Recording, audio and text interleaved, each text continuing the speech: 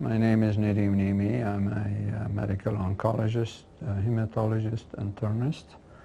I've been in Lawton area now, southwest Oklahoma, since 1986. So that's almost 30 years I've been practicing in this area. And I tell you, it went very fast. I can't believe it. It's been 30 years since I moved over here.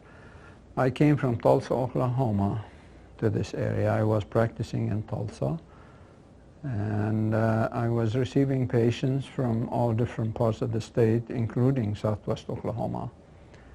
And these patients were traveling close to 200 miles to get to see a cancer doctor. So I started thinking about this, and I said to myself, that doesn't seem fair that patients would travel long distances in order to get to see the doctor when they're sick and they need to be at home relaxing and, recuperating and getting out of the side effects of treatments and so on and so forth. So the idea of moving out of urban Oklahoma, which is Tulsa, where all the oncologists were situated between Tulsa and Oklahoma City. There were no oncologists outside those two cities back in 1985. I was the first to leave urban Oklahoma to come to Lawton, Oklahoma, that had no oncology at that time. As a matter of fact, there was no oncology represented in the state of Oklahoma from 35, Highway 35, all the way west. That area did not have any specialists like myself. So there was a tremendous need for a specialist like me. I was in Tulsa, Oklahoma. There was many of us over there, and I felt that it's not right for my patients to travel that much of a distance to come and see me. It's about that time that, just about that time, when these thoughts were coming to me, I received a phone call from a recruiter who said, there is an opportunity in southwest Oklahoma. Would you consider it? I said, yes, I would look at it. So that's when I came over here and interviewed with Mrs. Craig, Lucille Craig, and a team of individuals from that foundation that wanted to start a cancer center. So that was in '85. And this is now 30 years later. I do not regret it. I've been extremely happy and pleased with the way things turned around. So I want to take the opportunity now to thank all those who I worked with over the years, particularly my patients. And I have so many of them that I've taken care of over the years. I cannot even count how many.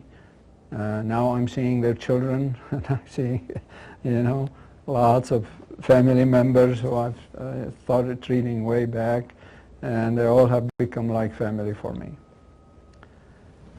I think that the Cancer Center has come a long way from one physician to now 8 of us, 6 medical oncologists and 2 radiation oncologists. We, I believe, have served the area very well. We've covered all southwest Oklahoma. Particularly that now we have the 2 satellite clinics in Altus and Duncan. And we feel that the Cancer Center has done exceptionally well, and I'm really proud of it. So I want to thank my colleagues, thank my patients particularly, thank the hospital, the nurses, and all those who have worked with me over the years and made this center what it is.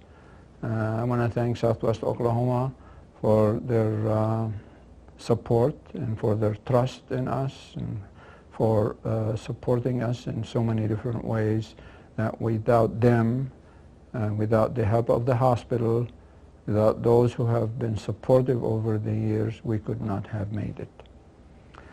So to go back to the issue of coming out of Tulsa to an area of need, that has been my philosophy and my passion for many years. Now that this area has enough oncology and enough representation of specialists, you know, I can move on and do something else. That's what happened to me around 4 years ago when I started thinking of Africa. Also, it all happens, you know, together for a reason. I received a phone call from a friend of mine, Ken Miller, who was at Johns Hopkins at that time. He belongs to an organization that deals with governments overseas that is in need of specialists, that they can go and provide education and consultation. This organization works out of many low income countries, particularly in Africa. So he asked me if I would consider going to Ethiopia. I'd never been there before. Never been to Africa until then. I said I will consider it, so made arrangements and connections and all of that. And 4 years ago, I made my first trip to Addis Ababa, the capital of Ethiopia, and I gave the hematology course to the medical students. Since then, I have been doing this repeatedly. My next trip is going to be coming up in around 10 days or so. I spend 3 to 4 weeks over there, give 20 some lectures, and then come back. While I'm there, I visit the hospital.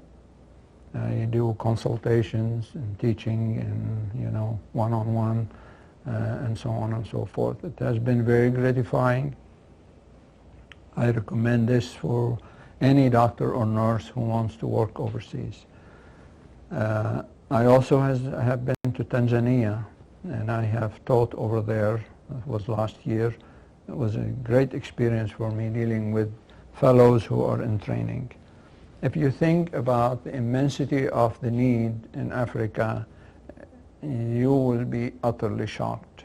A place like Ethiopia or Tanzania, Ethiopia is 80 or 90 million people. They have a total of 6 oncologists. The exact same number like we have in Lawton, Oklahoma, which is 100,000. Imagine. They have 2 radiation therapy facilities for the whole country. The need is tremendous. The resources are very limited. When you live with these people and feel their pain and their suffering, it will touch you. And you will say, I want to do whatever I can. Whatever is possible to do, I'm willing to do it in order to put my 2 cents worth of alleviation of suffering in countries such as Ethiopia or Tanzania or Kenya or any one of them. This is the right thing to do.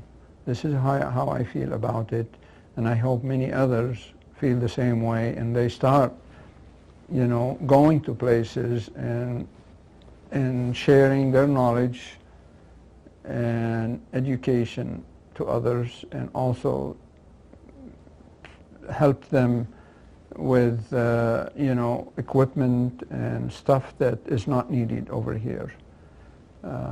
This is something that I strongly believe in. I think if every community in the United States or every university or every cancer center will adopt a community in Africa and say, we're going to concentrate on these communities, we're going to deal with them, we're going to get involved in their education so that they're lifted out of ignorance. There's so much ignorance there, voodoo medicine and name it, and I've seen them. They put kerosene and they put acid on their faces in order to treat a boil or something, and these people suffer. They're mutilated. They're basically dying from all this voodoo type medicine and witch medicine that we see, witchcraft, name it. So I believe that if we do that, if we adopt communities in Africa and elsewhere, I think that America would be doing a fantastic service throughout the world. We need to concert our efforts together and try to do something like this.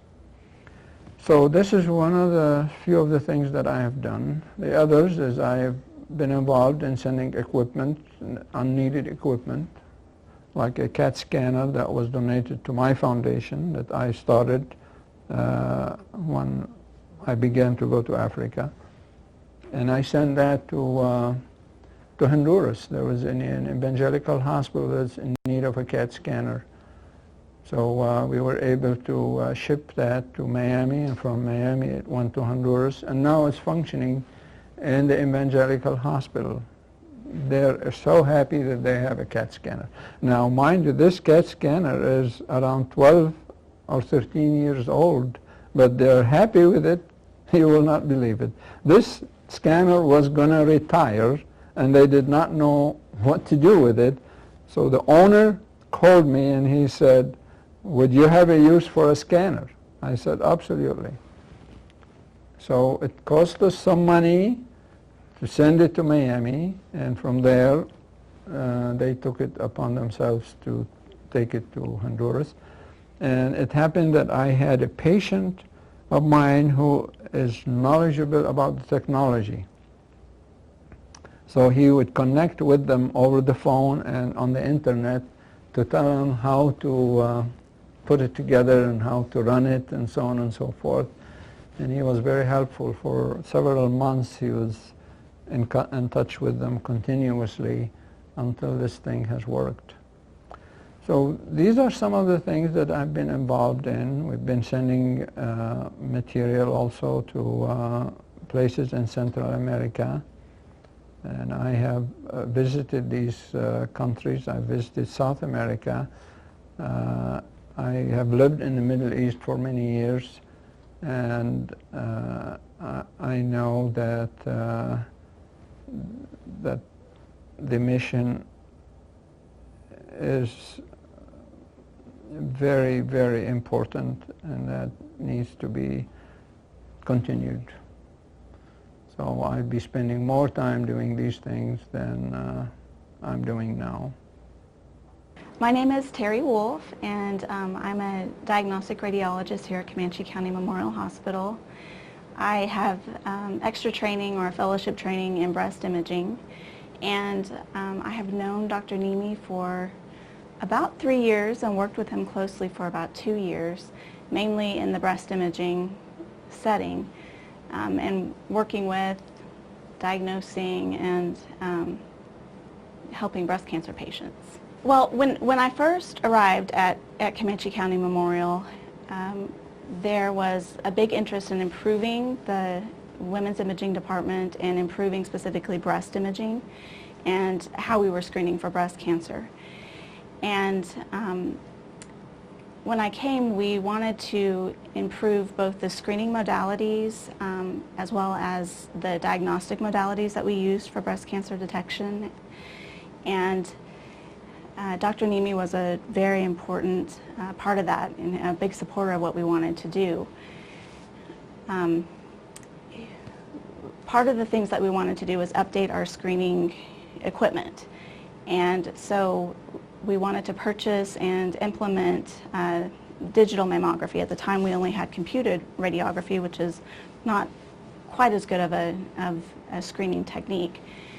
And so Dr. Nimeh worked really closely with us in talking with administration, talking with other physicians, and really getting this to be a reality here at Comanche County Memorial. We were able to acquire and implement digital mammography, which increases detection of breast cancer significantly. We were also able to acquire and implement 3D mammography or tomosynthesis, which is especially important in detecting breast cancer in patients who have dense tissue. And it was something that was not, that really this part of Southwest Oklahoma had at the time. We were one of the first places to have that once it was implemented. And it was quite a lot of work in getting those modalities to come. It was an expensive endeavor. And he was very integral in being at meetings and talking with the right people and just helping be a big supporter of getting those modalities here. Another part of improving our breast imaging center was also starting a multidisciplinary tumor board, which is a meeting that we have every month where we discuss patients who have been recently diagnosed with breast cancer. We discuss their cases, we discuss how their cancer was diagnosed, and then most importantly we discuss the appropriate treatment for them. And this conference includes physicians from multiple specialties: surgery, oncology, radiation oncology, pathology, radiology. We all come together and we discuss every patient that's diagnosed with breast cancer here. It has been a huge improvement to the way that we treat these people and the way that we manage them. And there are also not a lot of places in this part of the state yet who do that. So it has become a really important part of our breast cancer center and how patients are treated. And Dr. Nimeh, of course, was a huge supporter of that. Even when I just arrived, we both started talking probably the first day about implementing that sort of a conference. And so it's been very rewarding to see how that has improved the treatment of our patients, and certainly couldn't have done it without Dr. Nimeh's help. It didn't take me long after meeting Dr. Nimeh for the first time to realize that he is always looking for ways to improve patient care and patient management. He's a true patient advocate and is always working for ways to make that process better for patients. I feel very fortunate to have been able to meet and work with Dr. Nimeh. He has been a wonderful, supportive colleague and has provided so much wisdom in both medical knowledge, patient communication skills, interpersonal skills, and has made a very big difference for the things that I wanted to do here at the Center for Breast Health, and has supported me in my development here so far as a young doctor. Hi, I'm Dr. Kelly Jones. I'm a radiologist here at Memorial Hospital. I have known Dr. Nimeh for about 9 years. I really got to know him when the Cancer Center moved over to the hospital in 2010. He often comes over to our department to go over scans about concerning his patients. He cares a lot about his patients and wants to be thorough and make sure that he's giving them the proper treatment. Sometimes he will bring a patient and their family members over to look at the scan as well so that they can better understand their disease and make informed decisions. Dr. Nimeh has been an avid proponent of our breast cancer screening program, and he was very helpful in lobbying for to help us get new equipment and technology that has really improved our breast cancer screening program. And about 5 years ago, we made a transition in our breast cancer program with how we were doing the breast biopsies to give it a quicker turnaround time. And Dr. Nimeh was also very vocal about making that transition and helpful in making that happen. Dr. Nimeh was a pioneer in cancer treatment in Southwest Oklahoma and has left a legacy that continues today, and he will certainly be missed. I'll never forget the first time I met Dr. Nimeh. I'd heard about him for many years, but I'd never met him. And I had to go into his office to shoot some video for a project. And the first thing I remember is looking at this huge photograph on his wall of his office.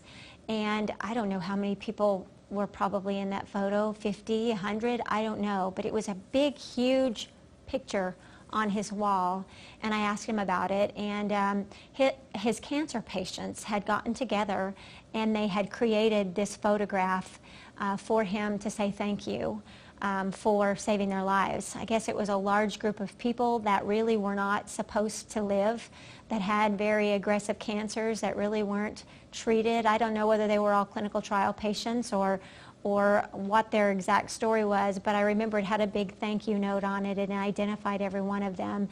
But his patients loved him so much that they would go to great lengths to do things to show their appreciation to him, to let people know that he's the reason that they were alive, because he was relentless in his pursuit of finding something to cure them or to give them better quality of life or to extend their period of life that they had here. And you know, there are very few physicians that I can think of in the 25 years plus that I've been here at the hospital that have so much passion for what they do. It's obvious that he is here for a calling. He places a great deal of importance on what he does every day, and I think he probably has the name of every patient he's ever treated burned on his heart somewhere, and remembers every single one of them that have lived, everyone that's no longer here. And I think probably uses that as, what have I learned from these patients that I can use to benefit other people in the future? One of my fondest memories of Dr. Nimeh is that when we started the Spirit of Survival several years ago, 11 years ago, our goal at that time was to raise money to support the building of the facilities in Lawton, Duncan, and Altus. And after our 4th year of the Spirit of Survival, we had all 4 centers built. There was no need to raise money any longer for the construction process. So I scheduled a meeting with Dr. Nimeh and sat down with him and said, now that the buildings are built, what would you like to see us raise money for? What do you want us to use the Spirit of Survival funds for? And without hesitation, he looked at me and he said, research. And I was kind of shocked. I thought it might be for some particular program. And he said, if I cannot offer more than I have today to my patients for a cure, if I can't give them more hope than I have to offer in the treatments that are available today, then I can't do this anymore. He said, research is critical to what I do because it gives me hope that we will have a cure for all cancer somewhere down the line. And at that point, we were not able to put all of the cancer patients that he had here on research protocols when their treatment was failing because they had a lack of resources. They only had 1 research nurse. They only had so much money for research purposes, and it's expensive. So he was limited in what he was able to provide. And so he was ecstatic when we said, let's do this, let's raise more money. We make about $100,000 a year to go toward cancer research that he's able to use to fund a nurse for additional research purposes. He is able to find patients that need more hope or need more options, and now that they have the resources and the staff, they're able to find those clinical trials out there for their patients and offer them more hope. And I personally know that first year that we made that decision, within 2 weeks of us saying we're going to use all the money for cancer research from this point forward, 3 of my good friends were diagnosed with cancer within a month. And every single one of them was late stage, stage 3 or stage 4. And every one of them ended up being put on a clinical trial drug with his nurse and through funding from the Spirit of Survival. And it's been 6 years. None of them were expected to survive. All 3 of them are alive and cancer-free today. So that's a testament to what he is doing. But more than that, I think what Dr. Nimeh does is he walks the walk. He doesn't just talk the talk. He walks the walk. He knows that anybody can say, yeah, support this, do that. A lot of people I work with say, you need to do this or you need to do that, but then they don't back it up themselves. He was the first to donate money. As a matter of fact, when we told him that the race was going to support cancer research from this point forward, he said, then I need to register to run. And I thought, sure, he's going to run. And, he's busy. He's not a runner, but he did. And it's so funny. He started training. He's, again, just his personality, an example of the way he doesn't just do something to suffice. If he's going to do something, he's going to do it well. He's going to make sure he does it as good as he possibly can. So it was so funny because the day of the Spirit of Survival, I looked out and there in his little running outfit was Dr. Nimeh, and I was really surprised. I thought, surely he's really not going to do it, and there he was. And I thought, wow, he's going to come out and participate. And I expected him to kind of walk the 5K. He ended up winning his age division. And I was just shocked, because he didn't just participate. He participated and won his age division and had a really great time. But again, it just shows that when he believes in something, he supports it wholeheartedly. And if he's going to do something, he's going to make sure he does it extremely well. Oh, I failed to tell you about the medallion I got running for the Spirit of Survival. I was number one in my group, my age group. I practiced for it and I got the medal for those, and I show it to them so that they believe me, because nobody would believe me, particularly my children. So yes, I did run 5K and I was number one. So I'm so happy. That's probably one of my biggest accomplishments in the last so many years. So that's Dr. Nimeh. For many years, when we've needed something or he's come to us and said, we need funding for this new CT, or we need this piece of equipment, or we need that, he is the first person to donate, and he is the first person to write a letter and send it to everybody he knows asking for their support. So he doesn't ask anybody to do what he's not willing to do himself. He is the first to step forward for what he believes in, and he is just somebody who is just well known for walking the walk and talking the talk, and he doesn't ever ask people to do anything that he's not willing to do himself.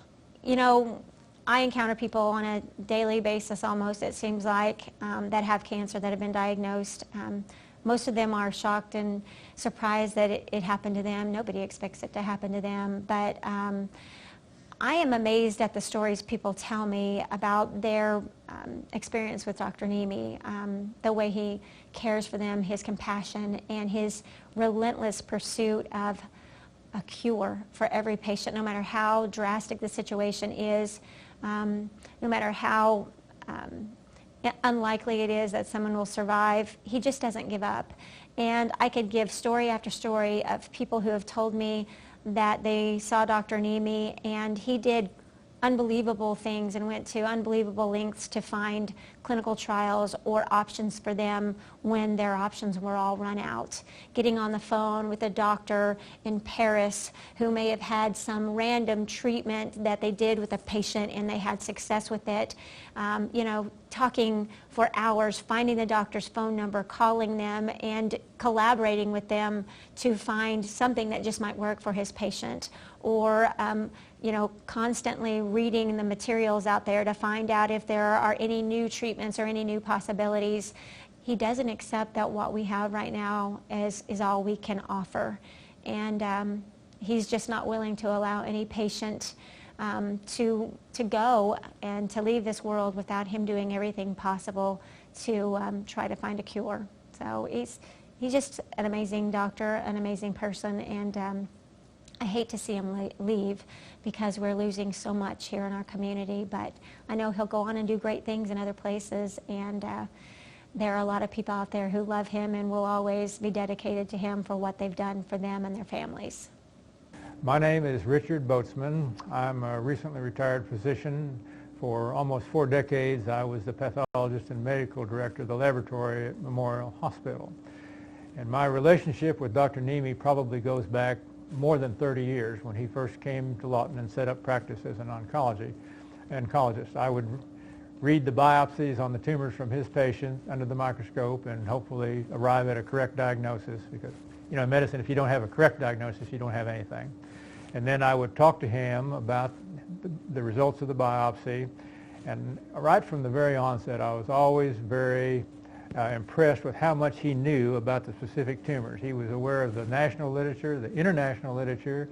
He knew what programs were being in use around the country to treat this particular tumor type and how successful or unsuccessful they were. And over the years, that always impressed me, and he always kind of concluded each conversation with something about that really dealt with compassion for his patient. What was going to be, despite all of this, what was going to be best for this specific patient. And you know, most good clinicians do that, but he had those characteristics to a marked degree. And we'd even see it in tumor boards. We'd have these monthly meetings where we present difficult cases, and whether it's his case or somebody else's cases, his contributions were always very well thought out and very knowledgeable, and his recommendations were very sound. And over the years, my respect for him got to the point where, as a board member of Cancer Centers of Southwest Oklahoma, when it came time to choose a medical director, I kind of was one of the leaders of the charge anyway to try to lure Dr. Nimeh out of his private practice and come over here and be the medical director. And the reason for that was we knew we had a winner in Dr. Nimeh, and if we had to hire somebody from outside, you know, we may or may not have a good, but we had a known entity in him, and we knew that if he came over, it would be successful. And that in turn turned out to be the case. He was gracious enough to come over here and be our director. And the CCSO has been a very successful enterprise. You know, we're seeing 1,500 to 2,000 new patients a year from all over Southwest Oklahoma. And Dr. Nimeh is unquestionably a major factor in that entity. And, you know, people sometimes say, how do you tell who's the best doctor in a community? I heard that over the years many times. Or they may say, you know, my wife has been diagnosed with cancer. What should I do? Should I go down to MD Anderson or Mayo or what? And my answer to them is, you know, one good way to know who the best doctors in a community is to see who the doctors go to when they get sick, or the members of their family, or maybe friends get sick. Who do they go to? And when people have asked me that, and the answer is going to be they need treatment by medical oncology, almost 100% of the time I've said Dr. Nimeh is what is my recommendation for you. And I've even told my wife that. I said, you know, we have never had to have need of a medical oncologist, but if we do, I would like for it to be Dr. Nimeh and treated here at CCSO as opposed to going somewhere else. So all that is kind of background, and I understand the subject of this specific interview is to talk about the IRB, but I think that needs to be said in terms of background. So in terms of the IRB and what Dr. Nimeh's role in it has been, the IRB stands for Institutional Review Board, and it is an entity which is responsible for overseeing and monitoring all of the clinical research which is done at Comanche County Memorial Hospital. And it functions like a committee, really, and it's comprised of 15 or 20 people, mostly healthcare professionals, doctors, nurses, pharmacists, and people whose position at the hospital puts them in a position to be able to contribute to the monitoring of the cancer research. For example, we need to monitor to make sure that all the protocol is being followed as it's written and designed to be followed. Are the side effects being reported? If there is a death, we try to determine if that is associated with the treatment or not, incidental. But probably the most overriding consideration is that we need to review the protocol and make sure that the patients who are participating in the protocol are being treated in a maximally ethical manner. For example, in the informed consent, do we inform the patient of all the known side effects and problems that they might encounter on this protocol, and make sure that they are entering it with an open mind of all the things that they might be expected to encounter. Most of our protocols are cancer protocols, probably 2/3 of them are. Most of them are what we call stage 3, which means that the preliminary testing has already been done on a limited scale with limited numbers of patients, and the risk-benefit ratio looks good enough that it looks like it's warranted to expand to testing on large numbers of patients, and that's where we come in, these stage 3 protocols. And we're very proud of this, and we take this role very seriously, and you know, that's how progress in medical oncology is made. So now, Dr. Nimeh's involvement of all this is that probably for the past, I would say, 25 years, he has been the principal investigator for all of the protocols that involve medical oncology. And he comes to the meeting and has a protocol in mind. He explains the protocol to us, what it's to deal with, what drugs or drugs are involved, and probably what, if it's been had some limited testing, which they nearly all have, what has been the results of this testing, and what are the possible side effects, and then he sits back and we ask him questions and he asks them. And then we decide if we're going to accept the responsibility for this protocol or not, and then we monitor that protocol as long as it's going on here. And we'll get at least annual reports and frequently more than that. And during that period of time, Dr. Nimeh has earned the respect of the members of the board, and I would kind of underline earned as opposed to just being automatically given or granted that respect, because of his knowledge and his obvious compassion for the patients on these protocols, and his thoroughness, and how well he's done his homework, and his willingness and ability to answer all of our questions and address all of our issues. And this isn't just a flashy deal. It's been going on for, like I say, at least a quarter of a century, and I think probably in terms of the IRB committee members, which are 15 or 20 in number probably, he's kind of over the years has achieved the status of an icon, or something of a gold standard as how an investigator should conduct an investigation at this level, considering everything. And I'm kind of sorry to see him retire. I think he's been wonderful. I wish him all the luck in his oncology across borders. I think we have a new investigator chosen to follow him who's very competent, but I really think, at least initially, he's going to live in Dr. Nimeh's shadow for a little while, and will be held up in comparison to how he does compared to how Dr. Nimeh would have handled this. But that's all right. And he'll win his spurs eventually. I have no doubt about that. But Dr. Nimeh's contribution to the IRB's efforts over that quarter of a century have just been invaluable. I mean, you can't even measure them. I guess in conclusion, I understand this video is going to be made for descendants of Dr. Nimeh and future generations to see, and who he was and what he did. And my parting thought, I guess, would be, if anyone of these people watches this video and is considering going a career in medicine, or even if they're not considering medicine, some other related field, my suggestion most strongly to them is to use as a role model Dr. Nimeh for the way he did things. I mean, you could not do better. Hi, I'm Susie McCoy, and I came to work with Dr. Nimeh back in 1990.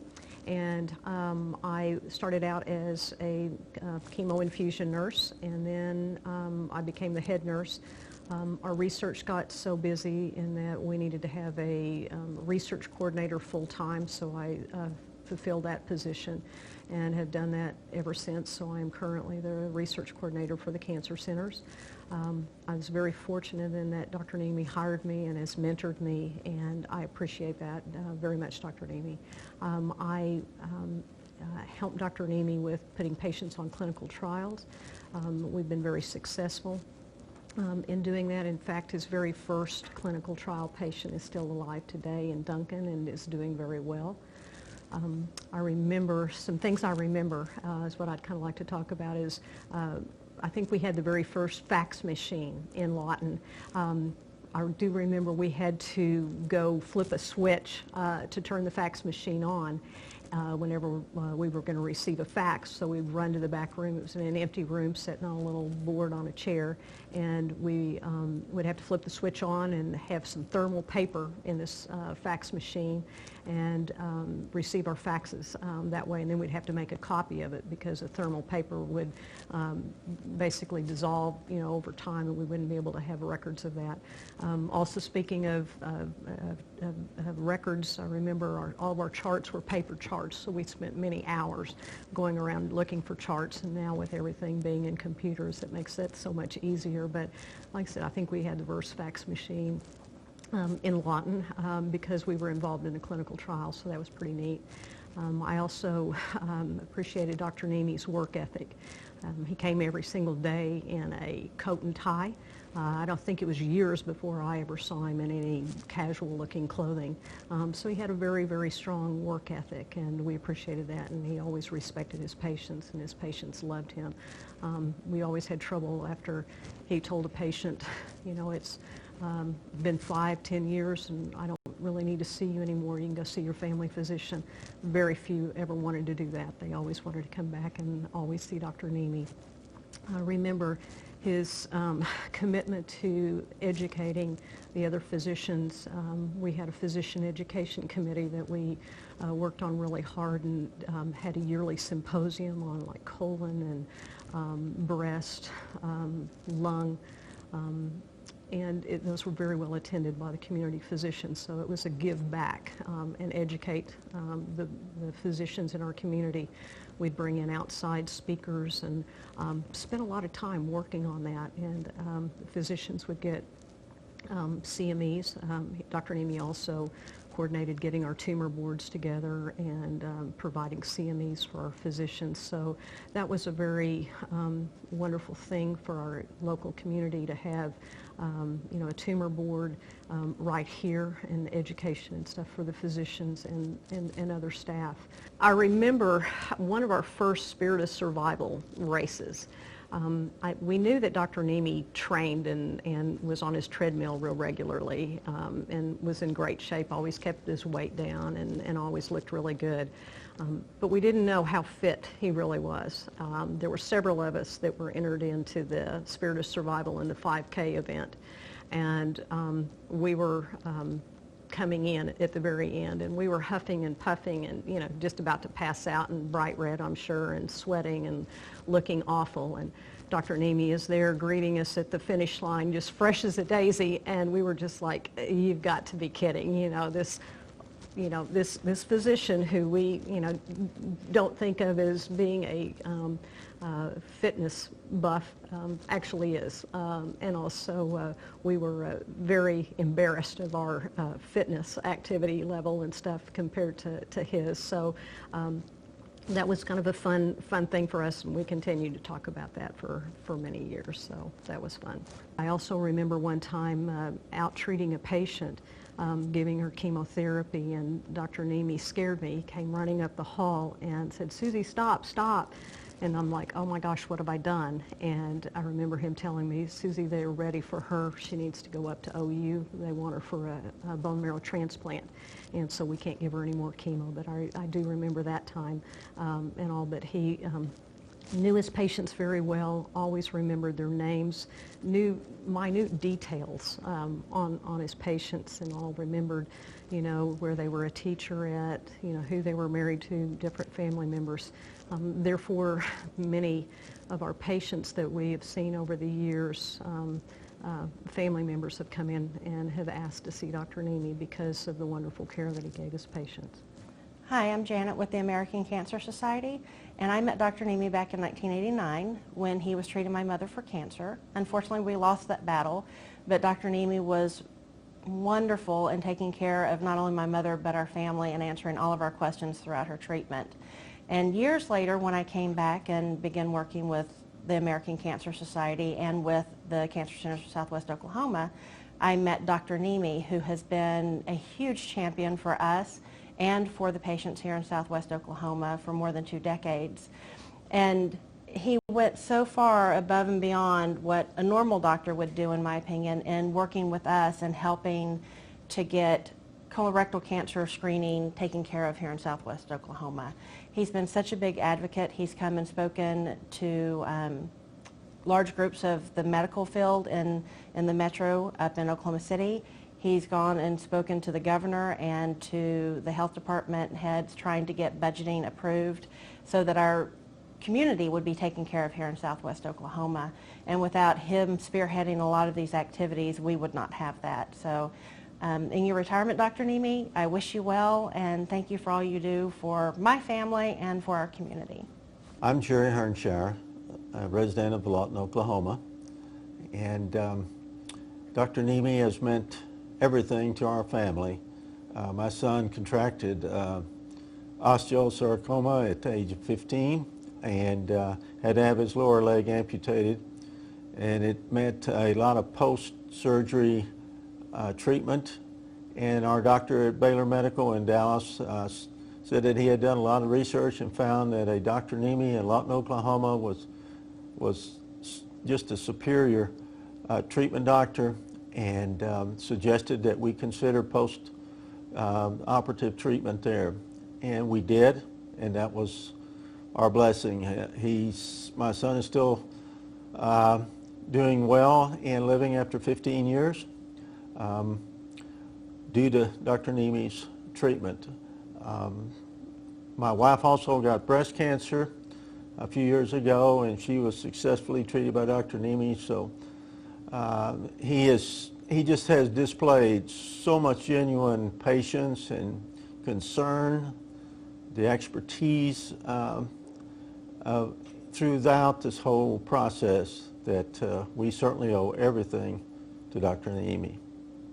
When he was at his original center, I was there numerous times with my son for treatment and saw how he interacted with the patients, and he would have maybe 15 or 20 patients. Nurses were coming up to him about different situations, and he was just so calm, and I just was amazed at his level of concentration and compassion that he showed in each situation. And very fortunately, he was able to be part of this cancer center here in Lawton and develop it, and it is one of the most outstanding treatment centers in the entire country. Dr. Nimeh, I just want to thank you from the bottom of our hearts how much you meant to us. My name is Doug Brady. I'm a psychologist, and my first interactions with Dr. Nimeh professionally about coming to the Cancer Center began many years ago. I'm his across-the-street neighbor, and we had talked about this, discussed it, and he had mentioned that this is now a standard in oncology and treatment to have psychological services offered to patients that come for oncology and in hematology treatment. I think in that respect, Dr. Nimeh certainly was a trailblazer here in Lawton, but also across the state. To my knowledge, this is the first facility, Cancer Center of Southwest Oklahoma, that has had psychological service offered to patients that come here. And he talked me into this, Dr. Nimeh talked me into this a few years back, and I started coming over on Fridays, and may even expand the time that I spend here. I have noted also that Dr. Nimeh was aware of the need for a palliative care group, or different professionals that come together, and he was instrumental in having me as a psychologist on that, I'll call it, group.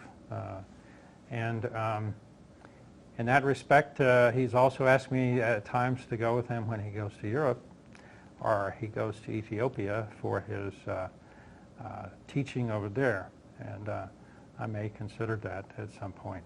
It's my opinion, and most people that know Dr. Nimeh, that he was the pioneer and instrumental for getting cancer treatment, oncological and hematology services here in Lawton. He came here from Tulsa, where he was well established, and he saw it as a personal and perhaps even a religious mission to come here and provide services here in Lawton, Oklahoma, southwest Oklahoma, for patients, instead of them having to go to Oklahoma City or Tulsa even, or Texas. People can receive high quality services here in both Altus, Lawton, and Duncan.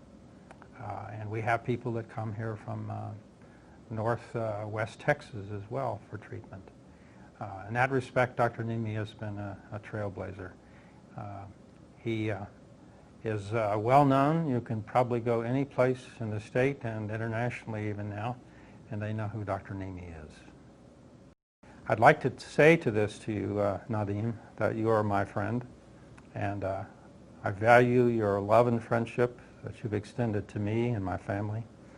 And personally, I wish you the very best in the future. And I just want you to know that you have a lot of love in my heart. And I wish you the best wherever you may go in this life. Hi, Dr. Nimeh. This is going to be really hard for all of us to do, but we're going to do the best we can. We made some notes here. So I'm Robert Darnell. I started out working for you, looks like December 26th of 1994. That was about 22 years ago. And I think I was 24 years old, very young RN. I didn't know very much. I thought I knew everything, but I really didn't know much. And when I started working for you, you helped me to open up to the world of oncology. I learned to mix chemo and administer chemo and really expand my knowledge of oncology. So that's whenever I started. All right, well, I think we probably have something in common here, is that Dr. Nimeh, really, you gave us an opportunity to expand our careers greatly. I started out as an RN that was just working in the clinic, and over time, over a few years, eventually became the charge nurse at the Cleo Craig Clinic.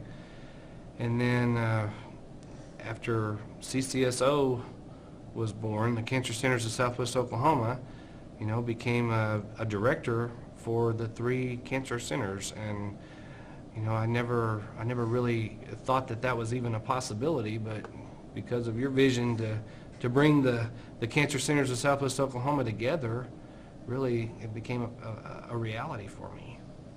When I started out as an office supervisor or manager of the front, I think I was only over 3 people, 2 front desk girls and medical records. And now that we're here at the Cancer Center, I've got 2, 3, 5 or 6 that I'm over now. And it's greatly evolved as far as I handle all new patients, but I also have to make sure that all the schedulers are doing everything the doctors need us to do, and the operators are doing what they're doing, and medical records. So I feel that I've grown a lot from just doing what we did have, paper charts that we had to run all over the clinic and find. That's right. To now we have, we're all electronic, so it makes it a lot easier to help the patient faster. So the clinic's really evolved and gotten bigger since I've been here. So I thank you for that opportunity.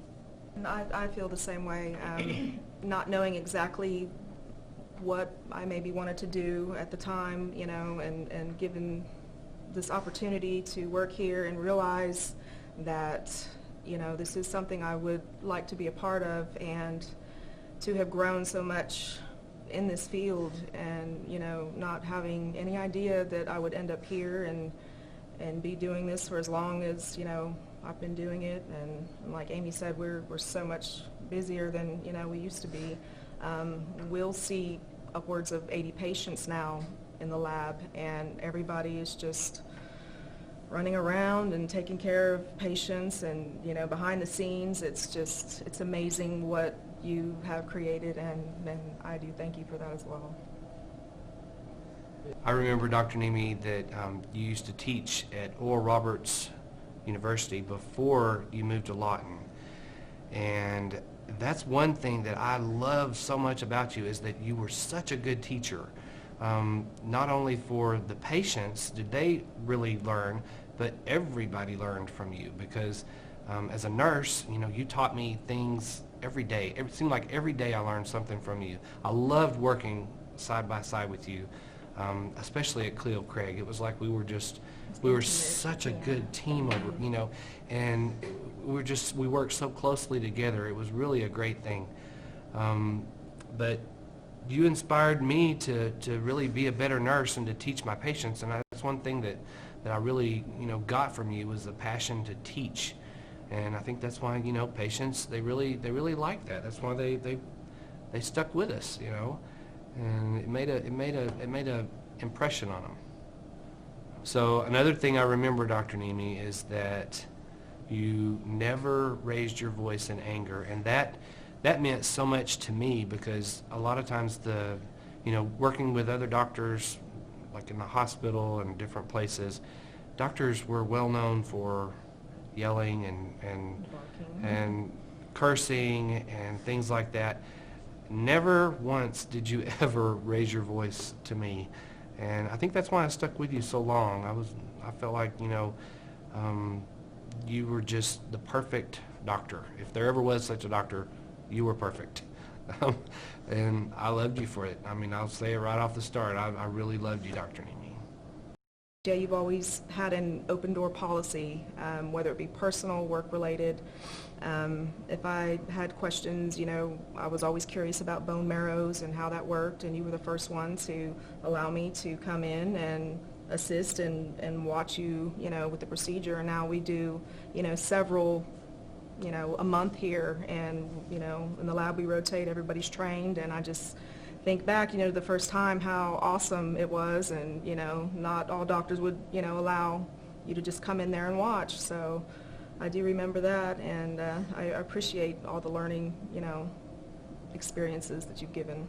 Yes, and if I ever have to have a bone marrow, you're going to have to come back and do it, no matter where you are. I want you to do my bone marrow. Yes, he's, having been in on with all the physicians, he is the best. I'm sorry to say, and I hope no one else sees this, but I agree with Robert, so, and I can say that. Okay, Dr. Nimeh, you know that you're like family to me. I consider you a friend, and I just like a brother or, you know, a family member. I have been through some really tough times over the years. You've seen me through probably the worst times of my life, and really helped me get through that. And I know you were a part of leading me to the Lord, actually, and whenever I got saved. You've prayed for me. I've prayed for you. We've prayed together, and you know, you just you helped me get through probably the worst time of my life several years ago.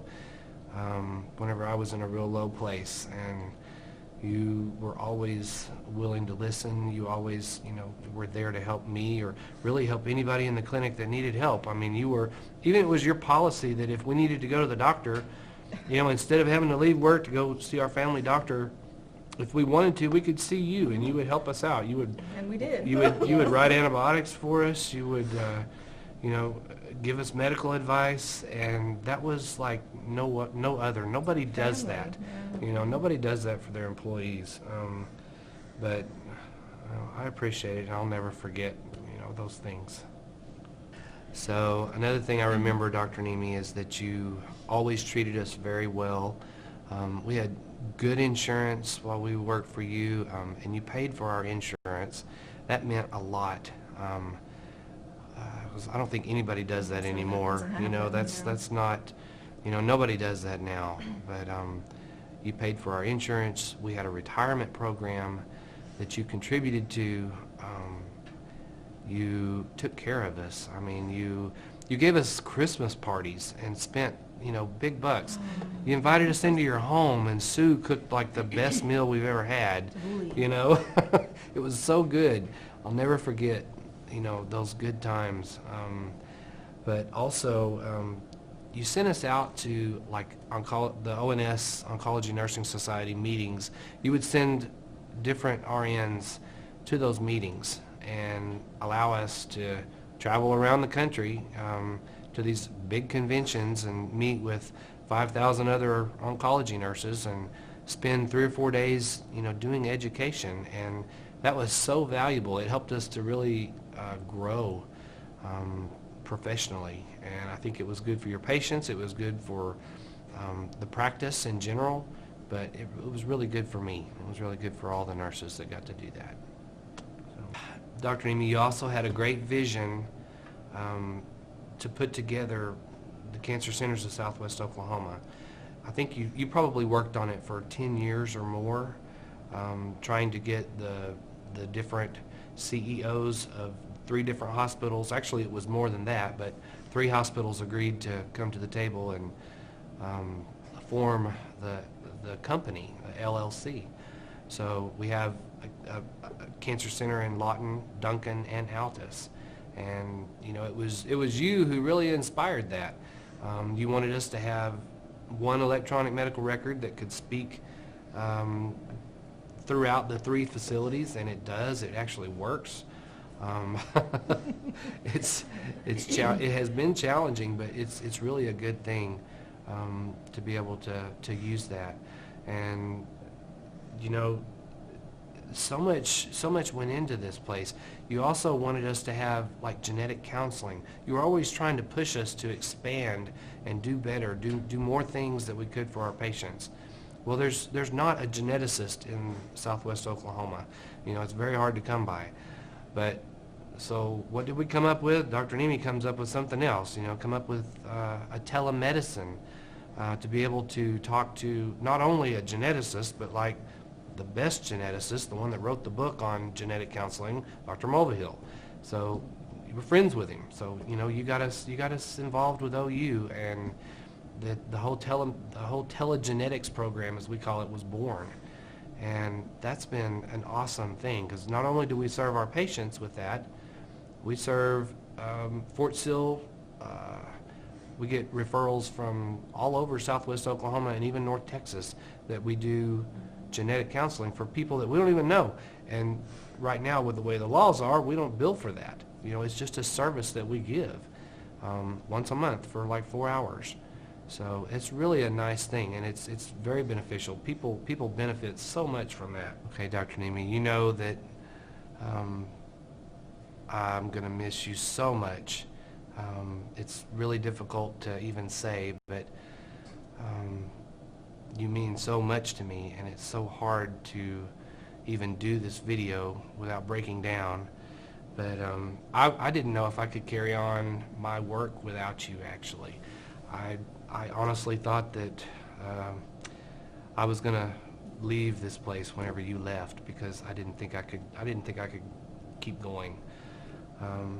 But you told me I could, and even though I broke down in your office and cried like a baby, you told me that I could go on, and here I am. I'm still plugging.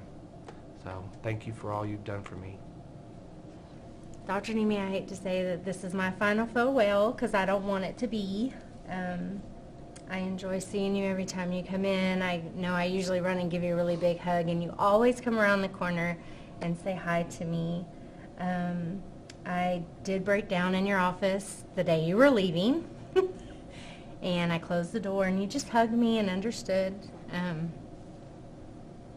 because you have been there. I've been with you for 10 years. You helped me with my grandmother, who you took such great care of. Sorry. And so I don't want this to be our final goodbye. I hope you come by and see us, and I really do love you.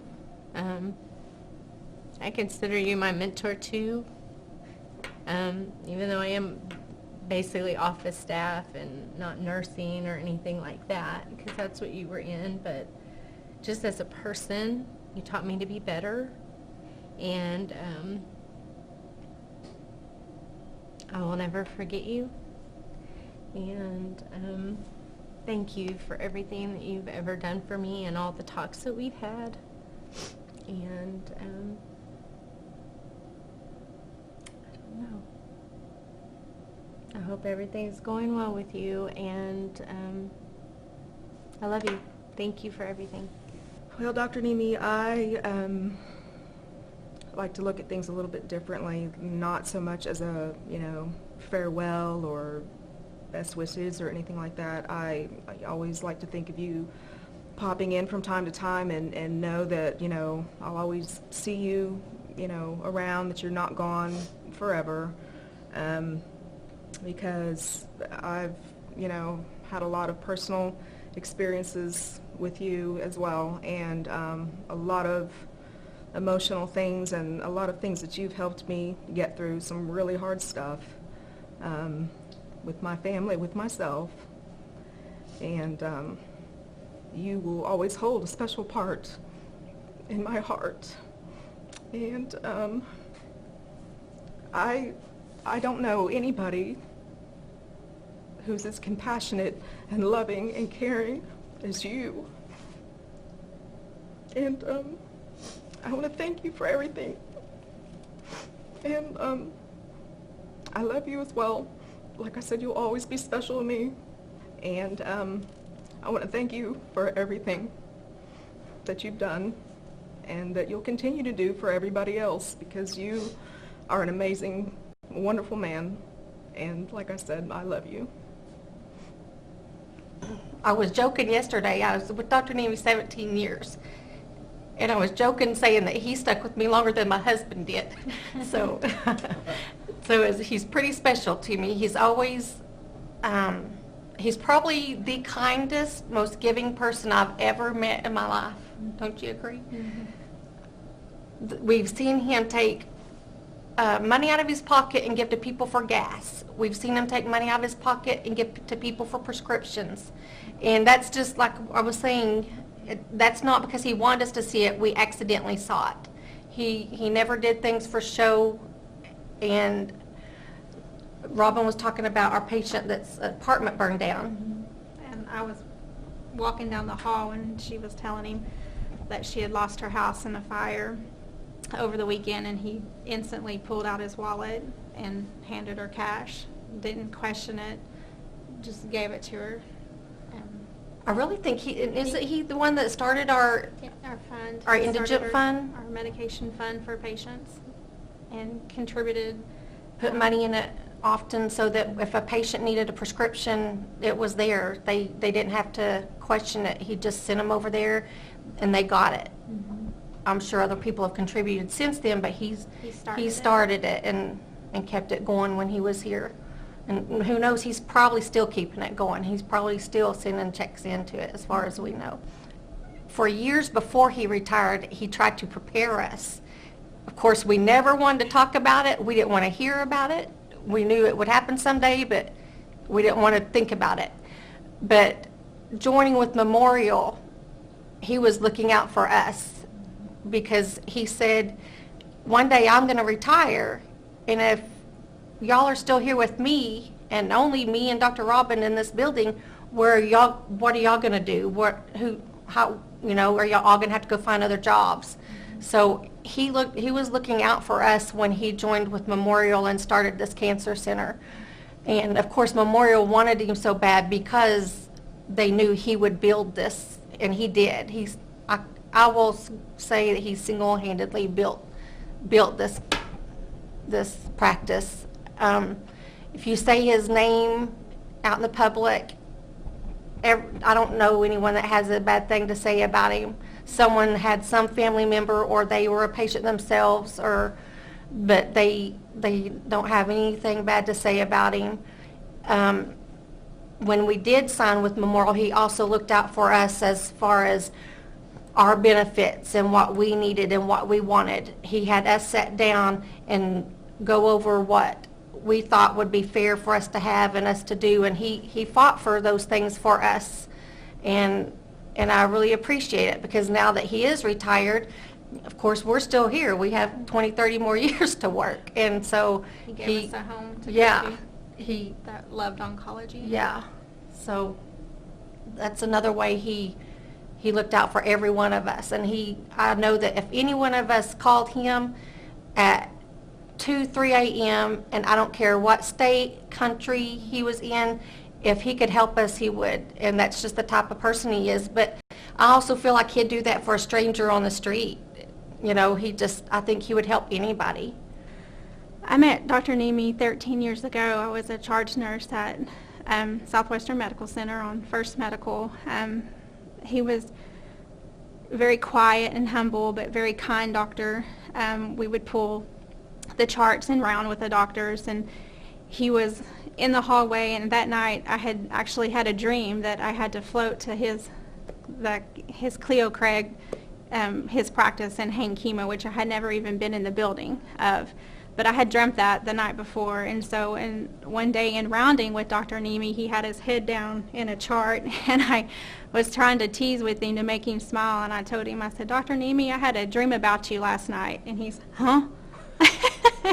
And I said, no, I dreamt I had to float to your office in Hain Chemo. And he said, oh, are you interested? And I had Hain Chemo, there, but I didn't know near what I needed to know about chemotherapy.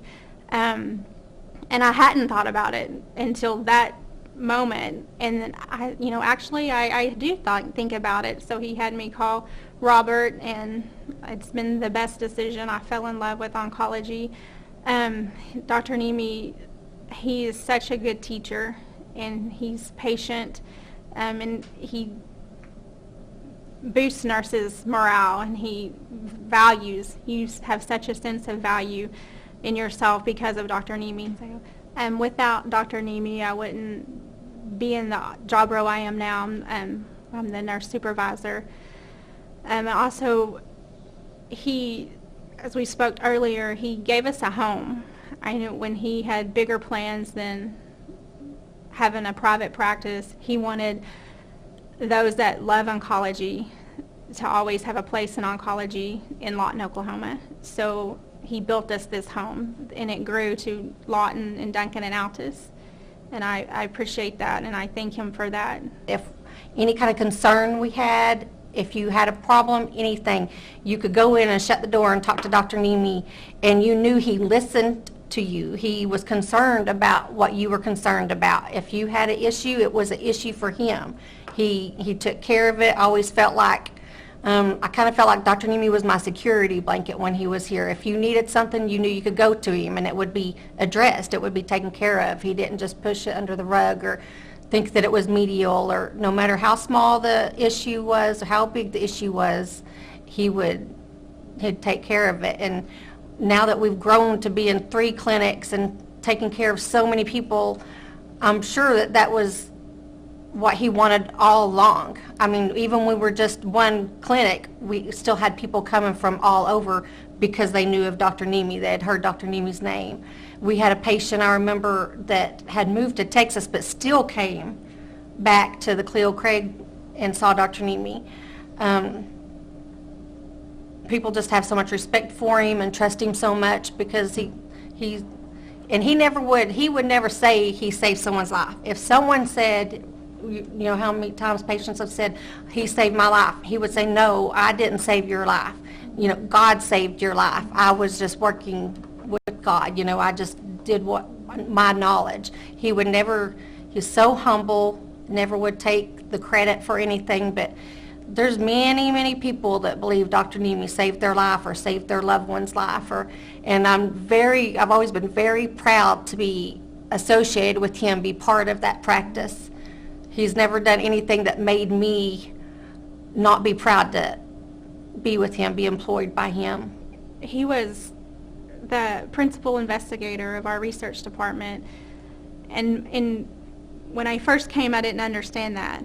And then as 13 years later, everything that we do now, everything that's current practice came from what research has shown to be better.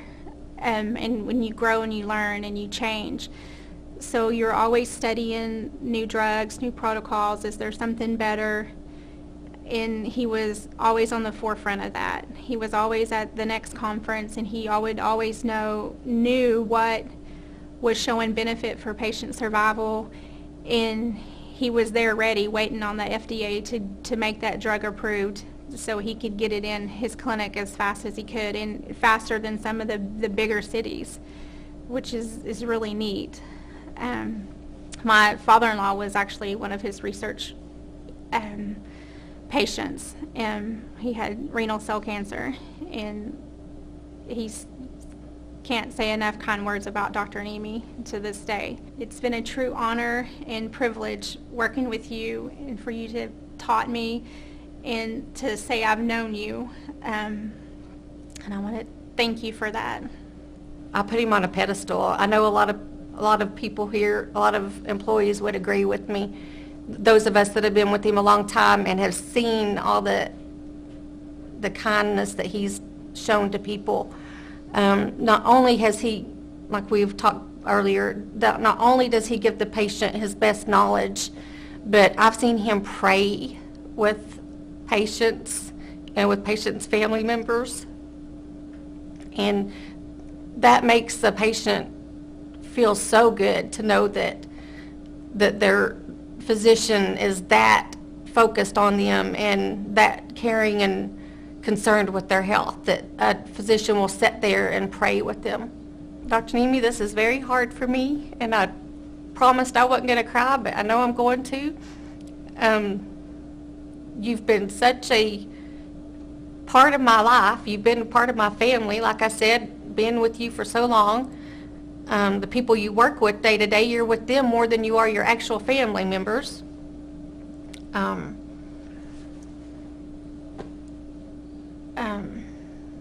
I just respect you with everything I have. I think that you are a wonderful Christian man, and that I know you're doing good with what you're doing and helping other people, but I miss you very much. I wish you all the luck in the world. I'm so happy that you're actually getting to enjoy yourself now instead of only being off work because you're at a seminar. I wish you all the luck in the world, and we knew this day would come, but I just didn't ever want to think about it. But I just want you to know that I love you, and if I can just be half the person that you are, then I'll have done good. My name's Monica Rhodes. I'm an RN here at the Cancer Center. The first time I met Dr. Nimeh was back in 2005. I was a new graduate nurse working at Southwestern Hospital. I was intrigued by Dr. Nimeh's demeanor as he strolled down the hallway in such a calming manner. It always seemed like he was in a deep thought. So I thought to myself, this is someone that is a very intelligent man and that I could learn so much from. I enjoyed rounding with him, and I always did learn something from Dr. Nimeh. And he'd always make me feel like I could ask him questions and comfortable around him. And he always made sure that I understood his explanations, and in furthering my oncology education. I remember the day that I went to work with Dr. Nimeh was back in 2007 at Cleo Craig. The learning just continued to grow. He gave me the confidence to go to become an oncology certified nurse. Years later, now I'm finishing my master's degree at the OU College of Nursing as an advanced practice nurse. So Dr. Nimeh, I thank you for all your educational sessions and the confidence you have given me to pursue my dream in oncology. Thank you. I'm Vonda, and I've worked for Dr. Nimeh for 19 years. I actually started March 18th of 1998. I can remember the day I started. My mom had breast cancer, and I went with her to all of her treatments. And so after that, I was like, hey, I used to be a labor and delivery nurse, and I'm like, hey, I want to work here. I'm ready to cure the world of breast cancer. If I ever have an opening, this is where I want to be. So sure enough, I was lucky enough and got to start in 1998. So that's how I go back to the history of getting to start at Cleo Craig Cancer and Research Clinic with Dr. Nimeh. Back then, he was the only medical oncologist, hematologist that there was in Southwest Oklahoma.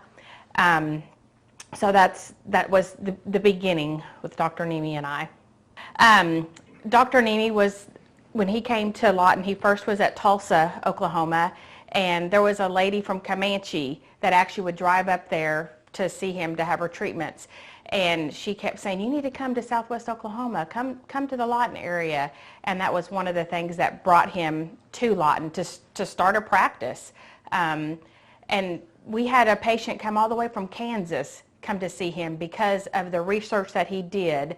I mean, he was well-renowned. People would come, or I would go to conferences, and they would know who Dr. Nimeh was. I mean, people knew who Dr. Nimeh was, and that's who you worked for. So that was always an honor. Just felt blessed to be there. Another thing I think that made patients feel so secure was there was a picture, and it's called The Great Physician. And it was right above our scales where we weighed all the people when they would walk down the hall when we weighed them. And I just feel like it's a picture of Jesus, like a halo of Jesus looking over the physician on a patient. And I just felt like that was such security, and it just made you know that, wow, you are in the right place. Because Dr. Nimeh is a great Christian man, and he brought that across with his patients and with his staff. I just felt like Dr. Nimeh, he made you be better because he was so good, such a hard worker, so passionate, such a Christian, loved what he was doing, and that's what he was brought on this earth to do, that what God brought him here for. And it made you want to be that good as Dr. Nimeh. He made us always be better, always strive to be better. He made us know what we were doing, and you wanted to honor him and to do it for the patients. So we were a well-oiled machine. To think of then, we had different color Lazy Boy recliners. There was no electronics. We didn't have the computers. We had a lot of paper. And Dr. Nimeh would sign and initial everything, look at the papers, then he would hand it to the nurse that was working triage. We looked over, double-checked it. Any questions we could ask him. You never were afraid to ask Dr. Nimeh anything. And he was always teaching us something. He always had time to help us to learn, to be better, and to understand the whole holistics of the process of cancer and the treatments that we were giving. So, and it just made you want to just keep working harder and keep being a better person for him and for what we were doing. We were there for the ultimate, for the patients. He did not want to get rid of his practice till he knew that all of the I's were dotted and the T's were crossed, that everything was, in place of the way exactly it needed to be before he was going to, feel comfortable to leave it behind. He, wanted to make sure that everything was right, or he was not going to leave his baby. I mean, that was his baby, it was. And so I think until he felt comfortable enough to know that things were going to be the way that they should be and molded the way that they should, he was not gonna leave that. I mean, and he still is there, and emails every once in a while and things, and communicates and is around. You always know Dr. Nimeh's around. He's always gonna be there. Always somebody you can lean on. All right, Dr. Nimeh, they asked me to come this morning to talk to you. I know you like the color purple. I didn't really plan it. They just come by and ask me to come and talk to you. So here we are. I came from New York City, 19th Street, Manhattan, to Lawton, Oklahoma, just because I saw in you a kind man. And I was very right. I lived with you 15 years, and I was so blessed and fortunate. I saw in you a knowledgeable, caring doctor, a humble, religious, good man that I learned a lot from. And I'm really blessed to have you in my life. You've been more than a family to me. And I really cannot find the words to describe how I love you and respect you. You know this very well. My husband, he's a very good friend of yours. My kids are brothers to your kids. Thank you so much for everything you did and for everything you taught me. and for all your love and caring that I felt through the years. I really wish you have a wonderful life and health. I know that you're going to keep yourself busy. I hope you enjoy it. You deserve every bit of it, and you deserve everything good. And I love you. This video hopefully will be heard by many of my families and my children, my grandchildren, hope. And my brothers and sisters and all those who know me well. I hope that they learn something from this video. Life is about following your passion and doing what you need to do in order to feel that you have done something towards your fellow brothers and sisters, and don't ask for returns. Do it as a volunteer thing out of your heart, and not do it for the sake of material stuff. Look at humanity as people that are your brothers and sisters, like what we have been taught, to love your neighbor like yourself. This is what's all about. To love your neighbor, whether your neighbor is next door to you, or next city to you, or next country to you, or a country that is far away. We're all children of God, and we need to work together, love each other, and give to each other.